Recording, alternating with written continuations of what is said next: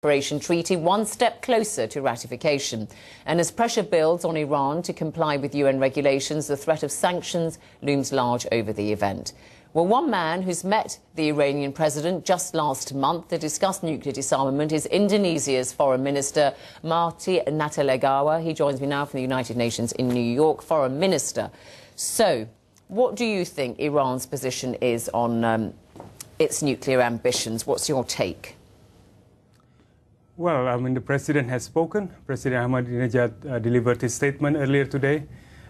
We, Indonesia, we are keen to accentuate commonalities, emerging consensus. Although, obviously, there is still a tremendous gap to be bridged. We are not pessimistic. We believe that there is still room and possibilities for consensus and an agreement to be reached, whether it be the specific Iranian nuclear issue, whether it be the bigger issue of the nuclear non-proliferation. It's very important to underscore the fact that this gathering here in New York involves more than 180 nations, state parties to the NPT. It's not only about Iran, it's about the future of the nuclear non-proliferation treaty, an instrument that we, all of us, I think, put a great deal of importance on. Sure, I appreciate that. But when you were Indonesia's ambassador to the United Nations in 2008, you abstained on the possibility of sanctions on Iran because you thought that the IAEA was applying enough pressure.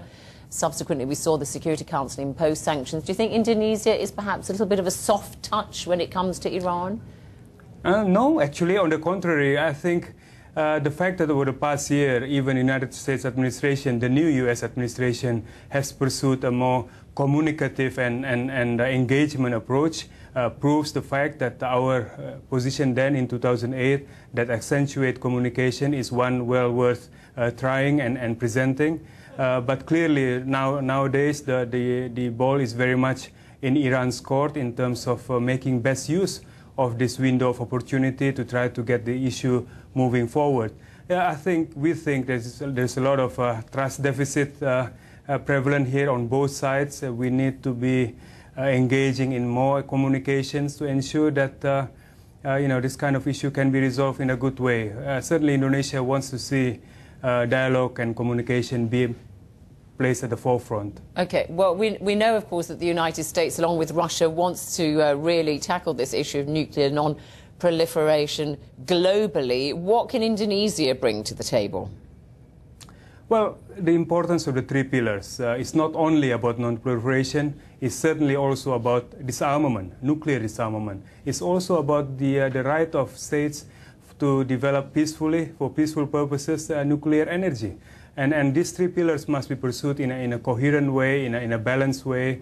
Our interest here in New York is to ensure those three pillars are properly, so to universalize the NPT. And by the way, Indonesia is trying to contribute in creating conducive atmosphere by announcing the fact that we are going to ratify the Comprehensive Test Ban Treaty, which is, I think, quite a major development. Okay, and Foreign Minister, I want to ask you very quickly about Thailand. In the past few days, you had expressed your concern that the instability in Thailand could destabilize the whole region. Given that the Prime Minister in Thailand, Apasit Wetachiewa, has now talked about the possibility of elections, even perhaps as early as November, are your concerns now a little bit assuaged?